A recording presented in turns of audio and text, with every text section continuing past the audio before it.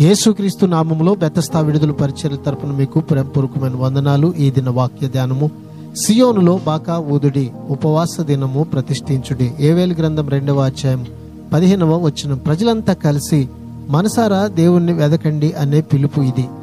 ఏ కారణం వల్లనైనా ఎవరూ దూరాన ఉండిపోకూడదు. ఇంతకు ముందు వచనంలోని ఆశీస్సులు కలగడానికి మార్గం కూడా ఇదే. మానవ జీవితంలో దేవుని పక్షంగా మనము చేయగలిగిన దానిని మనం చేస్తే, మన పక్షంగా ఆయన చేయగలిగిన ప్రతి దానిని మన కొరకు ఆయన చేస్తాడు. పశ్చాత్తాపంతో మనము ఆయన వైపు తిరగాలి.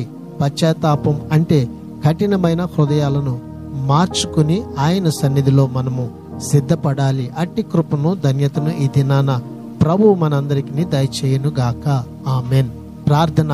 మమ్మల్ని మిక్కిలిగా ప్రేమించిన మా ప్రియ పరలోకపు తండ్రి యేసయ్యా, మరొక నూతన దినాన్ని మాకిచ్చినందుకు నీకు వందనాలు, స్తోత్రాలు చెల్లిస్తూ, అయ్యా నీ సన్నిధిలో ప్రభువా మేము మా పట్టణాలు దీవెనకరంగా, ఆశీర్వాదకరంగా ఉండునట్లుగా ప్రభువా ఉపవాస దినములను ప్రతిష్ఠించి నీ పక్షంగా నిలబడి ప్రార్థించేటువంటి వారిగా ప్రతి ఒక్కరిని సిద్ధపరచమని యేసు ప్రశస్త నామములో ప్రార్థించి అడిగి వేడుకుంటున్నాము తండ్రి.